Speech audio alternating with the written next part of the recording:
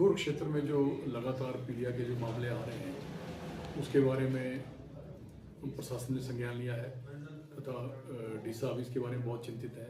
तो हमें आदेश हुए कि यहाँ जाएं और प्रेस कॉन्फ्रेंस करें तथा लोगों को मीडिया के माध्यम से जागरूक करें तथा जो प्रशासनिक तौर पे या जो विभागीय तौर पे जो हम कार्य कर रहे हैं जो उसके बारे में जो हम जितने भी काम हो रहे हैं पीलिया की रोकथाम के लिए उसके बारे में अवगत कराएं लोगों को और लोगों को एडवाइजरी जारी करें कि जो विभाग प्रयास कर रहे हैं वो तो हम कर ही रहे हैं, परंतु थोड़ा सा एक पर्सनल लेवल पे लोग भी थोड़ा जागरूक हो जाएं और अपने घरेलू जो उपचार होते हैं जैसे पानी को उबाल के पीना या और जो कर सकते हैं उसके बारे में थोड़ा सा जागरूक हो जाएं और वैसी विधियाँ अपनाएं ताकि जो है पानी की गुणवत्ता को जो है सुनिश्चित किया जा सके।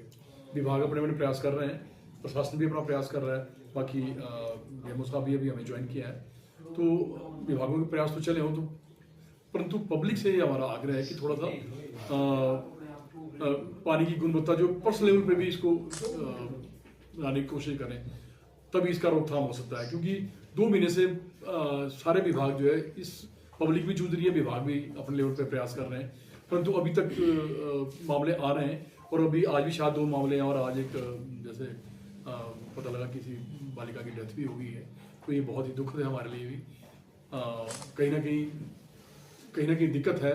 हमने जो प्रयास किए हैं उसमें थोड़ा हम बताते हैं, हम सैम्पलिंग भी प्रॉपर कर रहे हैं, जितने हमारे सोर्सेज हैं उनकी भी सैम्पलिंग कर रहे हैं और जो एक सोर्स हमें जो पता लगा जिसमें कंटेमिनेशन के चांसेस थे उसको फिलहाल हमने बंद कर दिया है और उसकी जो पानी की जो कमी आ रही है उसको पूर्ति करने के लिए हमने एक अभी स्कीम बनी है हमारी 33 करोड़ की स्कीम बनी जो नीचे बीबीएमबी नहर बग्गी के पास से उठाया उसको पानी को हमने उससे पानी दे रहे हैं और वो पानी जो है सिर्फ यही नहीं, वो पानी नहर का पानी आगे सुंदरनगर शहर में भी जा रहा है, वहाँ ऐसे कोई केसेस नहीं आ रहे हैं। तो इसका मतलब कहीं लोकल लेवल पे थोड़ी यहाँ दिक्कत है जिसके हम संज्ञान ले रहे हैं। कुछ जैसे हमें पता लगा कि यहाँ लोकल बॉडी है कुछ, उसमें भी लोग पानी पी रहे हैं। तो अगर ऐसे लोकल सोर्सेज का पानी अगर इस्तेमाल कर रहे हैं लोग तो कृपया करके जो है उसको उबाल के पिए या फिर उसको जो किसी तरह से जो या क्लोरीन की गोलियां मिलती हैं उससे युक्त करके जी पानी पिए। और फिलहाल तो हमारी कोशिश रहेगी, लोगों से आग्रह रहेगा कि हम उन बॉडियों को जैसे डी साहब के भी आदेश हैं कि जब तक ये मामले थमते नहीं हैं तो उन बॉडियों को सील करें ताकि जो है इन मामलों में कमी आए। और जिस हिसाब से ये बड़ा दुर्भाग्यपूर्ण आज जो रहा है कि बालिका की डेथ हो गई है तो ऐसे मामलों में आगे बढ़ोतरी ना हो। सर मैं बीच में रोकना चाहूँगा आपको, आप बॉडियों की बात कर रहे हैं, ये जो गोहर में हमारी बॉडी है ये आज की नहीं है, पिछले कम से 100 सालों से बॉडी का लोग पानी प्रयोग कर रहे हैं और आज तक कभी ऐसा हुआ नहीं है। यहाँ पानी साफ है पर फिर भी यदि आप बोल रहे हैं तो थोड़ी सी यहाँ क्लोरिनेशन हो, प्रॉपर साफ सफाई हो, डिपार्टमेंट भी उसके ऊपर नजर रखे। सर विभाग को प्रयास कर रहा है, हम पीछे भी हमारी बॉडी की सफाई सुनिश्चित हुई थी, परंतु बॉडी में जो है पानी लगातार आ रहा है, लगातार जा रहा है। अगर एक बार हम इसकी सफाई सुनिश्चित कर भी देते हैं तो फिर जो है मैं समझता हूँ कि 1 दिन में 2 दिन में फिर दोबारा कंटेमिनेशन के चांसेस बनते हैं कि कहीं ना कहीं से अगर रिसाव होके आ रहा है, क्योंकि आसपास बॉडियों के आसपास घर भी हैं, गौशाला भी है लोगों की, तो उसका जो मल है वो कहीं ना कहीं से रिस्क आ रहा है, इसी वजह से कंटेमिनेशन हो रही है। एक बार सफाई कर भी देते हैं परंतु जो पीछे से रिसाव होके आ रहा है उसको रोकना बड़ा संभव नहीं है हमारे लिए। तो इससे बेहतर ये रहेगा कि फिलहाल इन बॉडी को हम बंद कर दें। मेरा बीएमओ साहब से एक सवाल है, जो लड़की जो एक्सपायर हुई है वो पिछले दिनों गौर हॉस्पिटल में एडमिट थी, क्या वजह रही, वो क्या पीलिया से ग्रसित थी या कोई और बीमारी थी उसको? सबसे पहले तो मैं सीएमओ मंडी की तरफ से और अपनी तरफ से भी हमारी संवेदनाएं हैं उस परिवार के साथ जिनकी बच्ची जो है चली गई। वो बच्ची एडमिट थी हमारे पास, वो हमारे पास 13 तारीख से एडमिट थी 16 तक, और 16 को फिर वो डिस्चार्ज ऑन रिक्वेस्ट हुई है, लेकिन 17 तारीख को वो दोबारा एडमिट हुई ज़्यादा तकलीफ के साथ।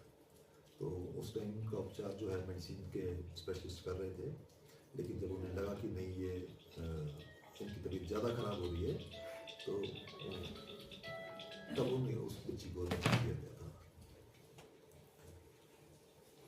सर आपने कहा बॉडियां बंद कर देंगे, मैं आपको अच्छा सॉरी कैंडी आप चलिए। क्योंकि मेरी आपसे एक पब्लिक से मेरी रिक्वेस्ट है, देखिए ये बिल्कुल सर्वव्यापी है कि हम पिछले 2-2.5 महीने से हेपेटाइटिस ए नामक बीमारी से यहाँ पे एपिडेमिक से जूझ रहे हैं। विभाग जिस प्रकार से बताया उन्होंने अपने प्रयास कर रहा है पानी वगैरह साफ करने के, लेकिन इस वक्त जो है हम शायद दूसरे फेज में भी आ गए हैं जहाँ पे प्रॉपर हाइजीन ना मेंटेन करने से अगर घर में कोई केस है उससे भी दूसरा केस जो है हो जा रहा है। और जहाँ तक इस बच्ची की बात है, इसके घर में भी एक और केस था, इससे पहले जो डेथ हुई उसकी भी सिस्टर जो है वो बीमार थे, तो जबकि वो दोनों ठीक है भगवान की दया से। तो मेरी बहुत स्ट्रॉन्ग रिक्वेस्ट है पब्लिक से, पहले तो पानी पीने का उबालना है, उबलने के बाद जब वो उबलना शुरू हो जाए तो कम से कम 3 मिनट तक उबलने दें। इस हाइट पे हमारा जो बोर है, यहाँ पे अगर आप उबलने के बाद 3-1 मिनट तक पानी को उबलने देते हैं तो किसी भी प्रकार का वायरस उस पानी में नहीं रहता है। कोई भी फिल्टर कामयाब नहीं है, कारगर नहीं है वायरस के खिलाफ, ये बिल्कुल क्लियरिटी होनी चाहिए। दूसरा, इन दोनों केसेस में या और भी केसेस में मैं देख रहा हूँ जहाँ भी हमारे रेफरल हो रहे हैं, जब तक डॉक्टर खुद सलाह ना कर दे या तो रेफरल की या डिस्चार्ज की, तब तक जो है समन्वय रखें। और अगर आपको एडमिशन की सलाह दी जा रही है तो आप एडमिट हों। आशा भी घर घर जाके एक्टिव केसेस ढूंढ रही हैं। अगर आशा भी, उनको हमने कुछ डेंजर साइंस बताए हुए जो मैं यहाँ पे भी आपके सामने बोल देना चाह रहा हूँ। यदि पीलिए का पेशेंट है, जैसे आंखों में पीलापन आ रहा है, पेशाब बहुत ज़्यादा पीला है, जो शौच है वो सफ़ेद या ग्रे रंग का हो गया है, मतलब कि आम उसका पीला रंग नहीं रह गया है, इस प्रकार का कोई मरीज है तो वो पीलिए से ग्रसित है। अगर वो व्यक्ति पेट में दर्द, एक इमरजेंसी है, उसको घर में नहीं रहना चाहिए। उल्टियाँ लग जाती हैं, इमरजेंसी है, घर में नहीं रहना चाहिए। कहीं से भी शरीर से खून आने लगता है, इमरजेंसी है। कोई दौरे पड़ने लग जाते हैं, इमरजेंसी है, घर ना रुके। आपका सोने का पैटर्न डिस्टर्ब हो जाए पेशेंट का, उसको दिन रात का पता ना लग रहा हो, उसकी बातचीत जो है वो इररिलेवेंट हो जाए, बहुत चंगिया बोलते हैं हम भी, वो उल बातें करने लगे, ये एक इमरजेंसी सिचुएशन है। इन सिचुएशंस में घर ना रखें। एक और बहुत ज़रूरी बात, कृपया जो आपको अस्पताल से ट्रीटमेंट दिया जा रहा है उसके अलावा और ट्रीटमेंट ना करें। बहुत से ऐसे लीवर टॉनिक इस वक्त बाजार में हैं जो जिनमें बहुत हैवी मेटल्स हैं और वो लीवर को बहुत नुकसान करते हैं। खासकर पीलिए के दौरान उन्हें ना लें, मेरी आपसे रिक्वेस्ट है। और जो मैं किसी पद्धति के लिए नहीं बोल रहा हूँ, लेकिन खासकर झाड़ फूक के या इस प्रकार की चीज़ों से बचें। कोई प्रिजर्व्ड फूड ना खाएं, कोई जूसेस वगैरह जो कि पैक्ड हैं उनको ना लें।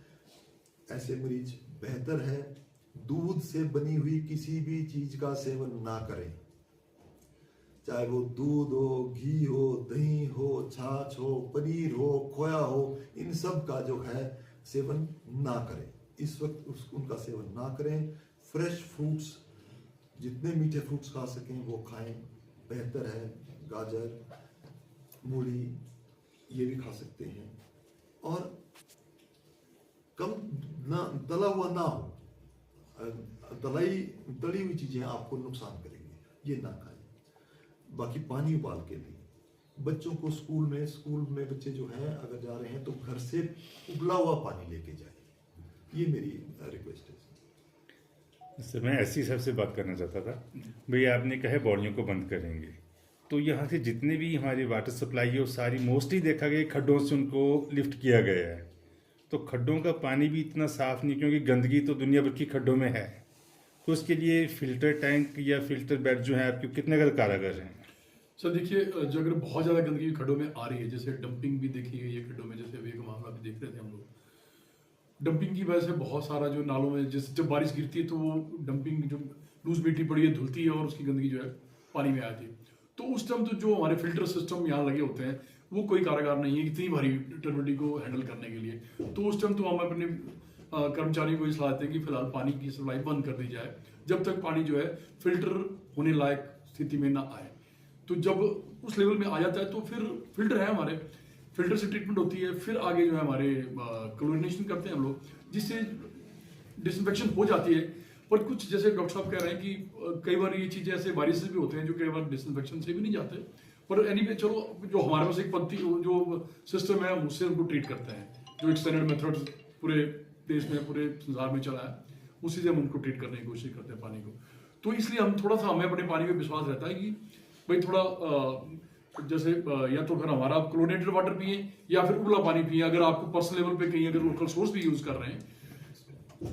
मैं यहाँ नहीं कहूँगा इसमें क्लोरिनेशन वायरसेस खत्म नहीं कर सकता, कम कर सकता है, वायरल लोड कम कर सकता है, खत्म नहीं कर सकता। पानी उबालने का विकल्प नहीं है, आपको पानी उबाल के ही पीना चाहिए। मैं बीच में एसटीएम साहब से बात करूंगा। वही सर, ये जैसे डॉक्टर इन्होंने बोला है, नैसी साहब ने बोला है कि डंपिंग हो रही है, तो डंपिंग के को रोकने के लिए प्रशासन की तरफ से आपके क्या कदम रहेंगे? डंपिंग मेरे ध्यान में अभी मामला इस डंपिंग के बारे में आया। मैं इमीडिएटली अपनी टीम के साथ विजिट करूंगा कहाँ कहाँ डंपिंग फेंकी है, और जो हम पर एक डंपिंग साइट जो है एक स्पेसिफाई कर देंगे और जो लोगों को अवेयर करेंगे कि वो ही फेंकी जाए। सर इसको तुरंत प्रभाव से करना पड़ेगा सर इसको। जी, मैं खुद विजिट करूंगा कहाँ है। और सर, लोगों के घरों का जो कूड़ा कचरा है उसके लिए भी डंपिंग होनी चाहिए, प्रॉपर एक साइट होनी चाहिए, क्योंकि लोग तो घर के बाहर फेंक देते हैं, वो कोई खड्डों में जाएगा, कोई नालों में जाएगा, वहीं से पानी सारा लिफ्ट हो रहा है। तो उसके लिए भी आपको कोई ऐसा कारगर कदम उठाने आज पड़ेंगे? ही हमारी उपायुक्त महोदय के साथ मीटिंग थी मंडी में, उपायुक्त महोदय द्वारा निर्देश दिए गए हैं और अभी वो भी फिलहाल 1-2 दिनों में और बैठक करने जा रहे हैं, जिसमें मैं भी शामिल होगा। और आदेश दिए हैं कि ये जो कूड़े करकट की जो डंपिंग है, हम पर पीछे भी हमारी मीटिंग हुई थी बीडीओ साहब के साथ, जिसमें डीएफओ साहब ये नाचन भी थे।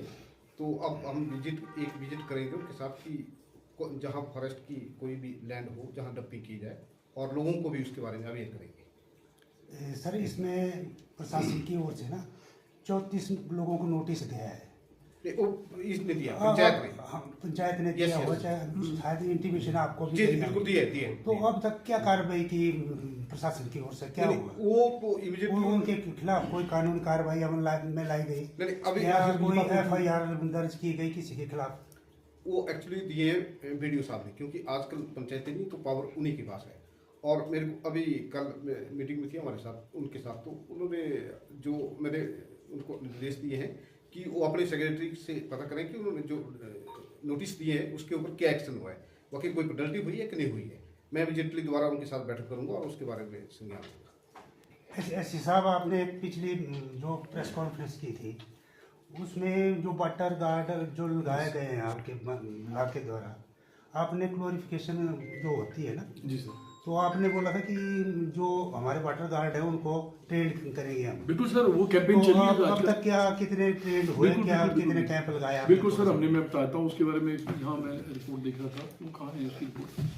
वो जो मैंने ऑर्डर किया था उसके बाद पूरे सब डिवीजन में, पूरे जो हमारा पूरा सर्कल है इसमें जितने भी डिवीजन 6 डिवीजन है उसमें जितने सब डिवीजन है, सब जगह जो है, जो हमारी डिस्ट्रिक्ट की कंसल्टेंट केमिस्ट है, वो सब जगह वाटर गार्डों को जाके जो है क्लोरिनेशन का तरीका बता रही, कैसे करना है, कैसे पानी का कंटेक्ट टाइम, उसको कंटेक्ट टाइम देना है और कैसे इसको रिलीज करना है, वो सारा इनको ट्रेनिंग दी गई।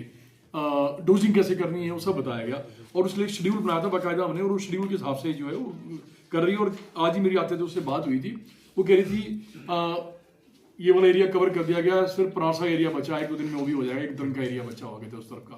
तो बाकी सब जगह शेड्यूल हो गए हैं, जितने वाटर गार्ड है हमारे सबको जो इसके बारे में सचेत कर दिया गया, सबको इसके बारे में ट्रेन कर दिया गया है। ये ट्रेनिंग का वही नहीं, अभी एक राउंड किया है, एक बार फिर हम बरसात से पहले इसको करने की कोशिश करेंगे। एक बार राउंड फिर लगाएंगे हम लोग। 10 फरवरी को ये हो चुकी है और ये इसके फोटोग्राफ्स भी हैं।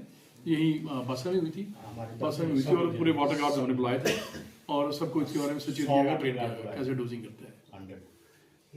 डॉक्टर साहब, आपसे थोड़ा सा क्वेश्चन है।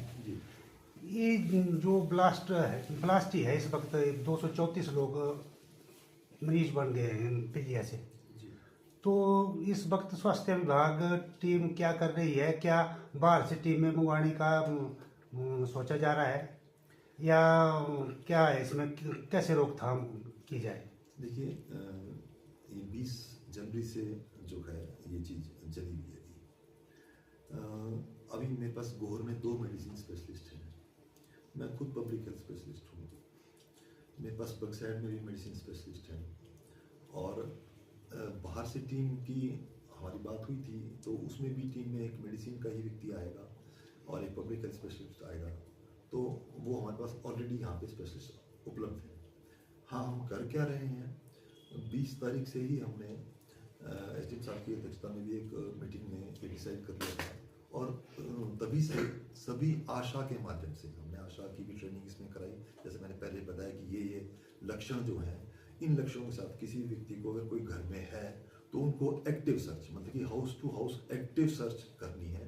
घर जाके हम उनको, लोगों को प्रोत्साहित कर रहे हैं कि अगर कोई भी ज़्यादा ग्रसित है, ज़्यादा किसी लक्षण से, तो उसको अस्पताल लाया जाए। और इसकी आप देखेंगे कि हमारे पीछे बहुत दाखिले थोड़े ज़्यादा हुए हैं, वो इसी वजह से हुए हैं क्योंकि आशा जो है घर घर जाके उन लोगों को जहाँ उनको डाउट लग रहा है कि ये सीरियस हो सकते हैं, उनको हम शिफ्ट कर रहे हैं। और यहाँ पे हमारे पास पीडियाट्रिशियन भी, बच्चों के डॉक्टर भी हैं, 2 मेडिसिन के डॉक्टर हैं।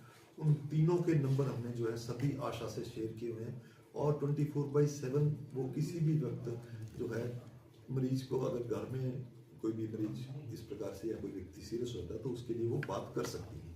और 24/7 मैं भी, जैसे पिछले 2-2.5 महीने से आप मुझसे भी बात कर रहे हैं, तो जैसे ही आपसे मेरा वार्ता होता है, I usually respond same way.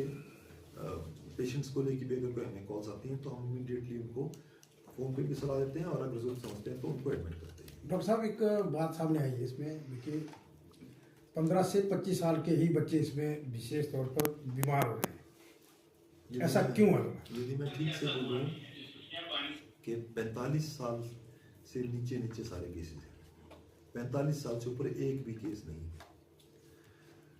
आमतौर पे हेपेटाइटिस से यंग पॉपुलेशन को ही इन्फेक्ट करता है, क्योंकि जो बुजुर्ग पॉपुलेशन है, जो ओल्ड एज पॉपुलेशन है, वो पहले कभी ना कभी इन्फेक्ट हो चुकी होती है। तो एक बार इन्फेक्ट होने के बाद इसकी इम्यूनिटी जो है आमतौर पे 20-30 साल रह जाती है। तो इसलिए जो है पेशेंट्स ज़्यादातर लोअर एज ग्रुप के हैं। फिर जो लोअर एज ग्रुप है, यही वो है जो वेंचर करती है बाहर, कभी कॉलेजेस में जा रही है या काम के लिए जा रही है, तो ये बाहर का जो है, चाहे रेस्टोरेंट्स में या कहीं और, ये पानी जो है ग्रहण करते रहते हैं। ये जल जनित रोग के अलावा मतलब हाथ से या हवा से भी फैल सकता है? हाथ से अगर हाइजीन मेंटेन ना की जाए, मैंने जैसे आपको कहा, पर्सनल हाइजीन, हाथ धोने का बहुत बड़ा रोल है इसमें, स्पेशली शौच के बाद। और शौच भी आपने देखा होगा गाँव में कई बार जो है बाल्टियों से ही पानी दे रहे हैं, तो वहाँ पे जो है कंटेमिनेशन के बहुत चांसेस होते हैं। अगर पहले से कोई केस है तो वो जो है और केसेस पैदा कर सकता है। तो इसलिए भी हम जो हाथ धोने के लिए भी बहुत ज़्यादा प्रेरित कर रहे हैं लोगों को। तो मेन जो मैं आपके माध्यम से बोलूँगा कि एक, पानी को उबाल के पिएं। दूसरा, अपने हाथ जो चाहे घर में आ रहे हो बाहर से, तब खाना खाने से पहले, शौच जाने के बाद, क्या मतलब कोशिश करें हैंड हाइजीन मेंटेन रखें और पर्सनल हाइजीन भी थोड़ी मेंटेन रखें। डॉक्टर साहब, ये जो डेंजर जोन बन चुका है इस वक्त गोर में, और इतने इंस्टीट्यूट है हमारे, कॉलेजेस है, स्कूल है, 2-3 स्कूल है जी, और हमीरपुर में भी आजकल ये चला हुआ पीलिया का थोड़ा सा सर, वो बच्चों के टेस्ट वगैरह किए जा रहे हैं वहाँ पे, स्कूल कॉलेज और दूसरे आंगनवाड़ी के बच्चों के टेस्ट किए जा रहे हैं। तो क्या यहाँ भी ऐसा? देखिए, एक्टिवली हेपेटाइटिस का टेस्ट कहीं नहीं किया जा रहा, लेकिन हाँ, इस प्रकार के लक्षणों के साथ अगर कोई भी व्यक्ति हमारे पास आता है, चाहे वो वेग सिम्टम्स के साथ आए, तो उनको हम टेस्ट कर रहे हैं, क्योंकि इस जोन में हमारे पास, हमें पता है कि एपिडेमिक फैला हुआ है। तो बच्चे भी और चाहे बुजुर्ग व्यक्ति भी, जो भी इन सिम्टम्स के साथ आते हैं, उनके टेस्ट जो है अस्पताल में किए जा रहे हैं। और मैं ये भी रिक्वेस्ट करूँगा कि अस्पताल में ही टेस्ट कराए जाए। हमारी लैब फंक्शनल है और ज़्यादातर टेस्ट हम वहीं कर रहे हैं। सर, एक थोड़ा सा अभी एक आपके माध्यम से मैं कहना चाहूँगा कि कुछ मामले भी पीछे भी आए, संज्ञान में आए थे कि सेफ्टी टैंक से जो कई बार कुछ जो टैंकर्स हैं जो मल निकाल के इधर उधर फेंक देते हैं, उससे भी स्वच्छता मतलब हमें मेंटेन करने में कहीं ना कहीं बारिश के थ्रू वो मल जो है नालों में चला जाता है या जल स्रोतों में मिल जाता है। तो उसके लिए मेरा आपके माध्यम से कहना चाहूँगा पब्लिक से कि हमने एक सुंदरनगर में जो हमारा सीवेज ट्रीटमेंट प्लांट है वहाँ एक व्यवस्था कर दी है कि अगर कोई ऐसे टैंकर सेफ्टी टैंक खाली करने हैं तो टैंकर के माध्यम से वहाँ लेके जा सकते हैं और वहाँ जो उसको एक संयंत्र हमने स्थापित कर दिया है उसमें जो है इसको डालें और वहाँ हम फिलहाल हम ये आदेश कर रहा हूँ कल से कि मैं गोहर एरिया के जितने जाएंगे उनको भी ट्रीट करेंगे। वैसे सुंदरनगर के आसपास के क्षेत्रों के लिए बनाया गया था, गोहर में भी ऐसी फैसिलिटी नहीं है, पर अब ये लग रहा है कि अभी वहाँ पर ऐसे बहुत ज़्यादा केस आ नहीं रहे, टैंकर आ नहीं रहे, तो कैपेसिटी अंडर कैपेसिटी काम कर रहा है। तो जब तक यहाँ कोई व्यवस्था नहीं हो जाती है, साल 2 साल 3 साल तक कोई व्यवस्था नहीं, तो यहाँ के जितने भी टैंकर्स हैं सब वहाँ लेके जा सकते हैं। तो इस वजह फेंकने के बजाय है कि अब यहाँ आसपास के डिस्पोज ऑफ करेंगे तो कहीं ना कहीं किसी ना किसी हेल्थ को खराब करेगा। तो आपके माध्यम से पब्लिक से आग्रह है मेरा कि मैं एक नंबर शेयर कर रहा हूँ अभी, अगर आप वीडियो तो बना रहे हैं, 7018292360, ये हमारे जेई हैं विशाल जो STP के इंचार्ज हैं, तो इनसे संपर्क करें और उसको वहाँ पर उसकी व्यवस्था कर लेंगे। प्रॉपर पास मिलेगा ट्रैक्टर को और उसकी आपको रसीद भी दी जाएगी, कोई टैंकर ने यहाँ डिस्पोज ऑफ किया है। तो सर वो फ्री ऑफ कॉस्ट रहेगा कि कोई चार्ज रहेगा? कोई गवर्नमेंट की तरफ से ऐसी कोई नोटिफिकेशन नहीं, उसके चार्ज लेने हैं। चार्ज अगर विभाग लेता रहा और तो वैसे लेता रहा, चलो गवर्नमेंट को थोड़ा रेवेन्यू हो जाएगा, तो खर्चा तो होता ही है। जी अब लिए जाएंगे चार्ज कि नहीं लिए जाएंगे? नहीं लिए जाएंगे, मैं मना करता हूँ, मैं कल से ऑर्डर कर रहा हूँ, कोई चार्ज ना लिया जाए। गवर्नमेंट की तरफ से ऐसी कोई नोटिफिकेशन नहीं है चार्ज लेने की। ठीक।